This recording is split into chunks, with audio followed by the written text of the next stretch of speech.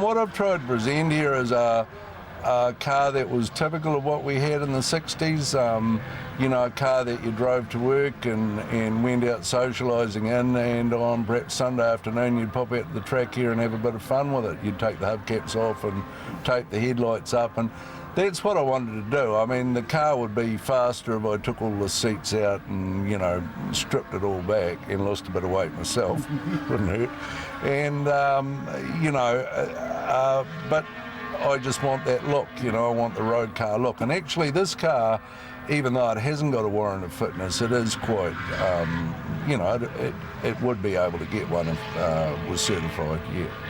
Minis are always a bit like a TARDIS, aren't they? Because when you look on the outside, you think, how do you get any people in there at all? And we're quite comfortable. There's room in the back for a couple of others. They're amazing. My wife has got one of the later BMW cars, and this car would have just as much room in it. A mate of mine's got an Anglia, and the Mini I don't think's got any less room inside it, and yet the Anglia's physically quite a bit bigger car, you know. So yeah, every little bit of space is utilised in them, and Isagoni himself was over 6 foot tall, so he designed the car for somebody with quite a bit of leg room, you know. And very popular fuel economy during some petrol crises we've had over the years. It was a Suez crisis that sort of forced the BMC to consider building a mini car, and that was to compete with Goggamobiles and bubble cars and all sorts of things like that. And this was their take on what, or Isagonis's take on what a mini car should look like. And he put a wheel in each corner and laid it out, I think originally with the seats in place, and then worked out where the wheels had to be. And then, as we say, he took an engine off the line which belonged to the old Austin A30 and put the gearbox in another housing underneath it. And of course that east-west engine design is just everywhere today. Everyone's acknowledged that it's the best way to save space in a car. So the fact that the Coopers were manufactured for so long, you know, prior to the takeovers, the foreign takeovers, is testimony to their popularity.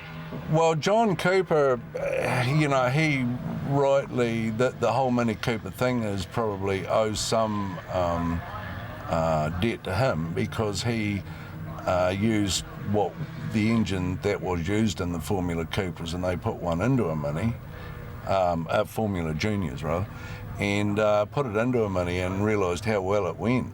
Because the earlier 850, even though everyone acknowledged they handled well, they had no power. It was hard to get going fast enough to try the handling, you know. So, yeah, he convinced BMC to do it, and you know, off they went in 1962, and of course then kept adding bigger engines to them, and yeah, they were successful. But by by 66, 67, it all started to, you know, other cars were coming on stream, the Ford Escort, and a lot of other smaller cars that basically dealt the blow to Mini in the end. But however, in markets like New Zealand, where we weren't so up with the latest motor vehicles, the Mini continued on winning things, and I mean it still does. It's amazing really, all these years later, and a Mini's never disgraced performance-wise, you know. A lot of Minis around, so you get a lot of opportunities to race each other, don't you? Yeah, we do. I think there's 8 here this weekend, which is pretty good, really. Like, they are, some of them are a wee bit later, but they're still all Leyland or BMC Minis. So, yeah, and I mean, they are quite, it's not expensive racing. All motor racing's expensive, but Minis are sort of at the bottom end of it, and you can have probably just as much fun, maybe more, in a Mini than you can often in a far more expensive car, you know. If you've got a real quest for speed, a Mini's not going to satisfy you, because we get blown off on the main straight, yeah. But what sort of speeds can you get up to with this engine? Oh, I think this car, the way it is in full road trim, I'm doing, I would say I'm not doing quite 100 mile an hour at the end of the main straight when I come onto the brake markers. Some of the Minis here with more powerful engines through different heads and whatnot are probably doing well over 100 mile an hour at the end of the main straight. It's pretty quick in a car this size. It is, and you're sitting fairly low to the ground, so the stones are going past you pretty rapidly, and then you're also mindful off your braking markers, because the tyre wall at the end of the main straight doesn't look like it would be very welcoming to a Mini. Yeah. But you've managed to keep it in absolutely tip-top order, so it's your pride and joy, obviously? Yeah, I don't know about pride and joy, but, you know, as I said to you, I like a nice, clean, tidy-looking car, and that's how I want to keep it. I'd rather just pull back and let somebody go. If you know, we start getting four wide into a corner or something like that, I'll just pull back. I'm happy with that.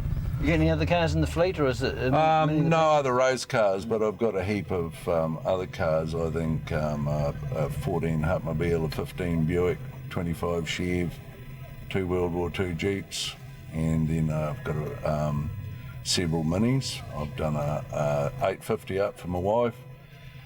I've done a 79 1275 GT up for a daughter, and I've recently bought the only broad-speed Mini in New Zealand. What's a broad-speed Mini? It's a little it's a car built in England, and they took a Mini body and cut the roof off it and put a little fastback on it, sort of something like an Aston Martin DB4, DB5 back on it, and it was actually brought back to New Zealand in 1969 by a guy who worked for Broadspeed, a Kiwi, and he came back home and brought the car home with him. So that's a very unusual car. Nobody's really sure how many are made, probably something like between 22 and 28. Right. And this is the very last one built. And yeah, it's been interesting researching all the history and whatnot of it. I'd imagine this is quite a sought-after model. You get a few offers? No, actually, with all my old cars, I have to say I very, very seldom ever had anyone offer me money. I sometimes wonder if it really happens. You know, I mean, you could invite somebody to offer you money perhaps, but I don't think people come up and just say, I'll give you $100 for it. You know, they don't seem to do that, you know. Oh, yeah. Sometimes somebody will say, I'll give you $100 for it, but what I mean realistic. A real price, yeah. Yeah. I think it's only ever happened to me once with my old cars, and but now you're on national TV, you're going to be flooded with offers, aren't you? no, I'm not really. I would hope not. Anyone that knows me knows I don't sell much. I collect, not sell.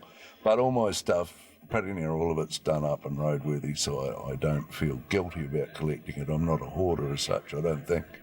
And Maybe other people should judge that. Just in case there are a few Southlanders watching who recognise the face, you actually are from here originally? Yeah, Western Southland, Aparima, raised there and shifted to Christchurch back in 1971 for a temporary transfer and made that permanent in 1972. But I'm still a Southlander. I support Southland rugby. I just feel that this is home. I still feel that. So you obviously support Southland racing too, because you're here today. Yeah, this is sort of home track, and all the crowd here are wonderful, you know, like real friendly, helpful. There's a good spirit about the place, you know, and that's why I'm here. And I'd say a lot of the other people from out of town are here for exactly that same reason.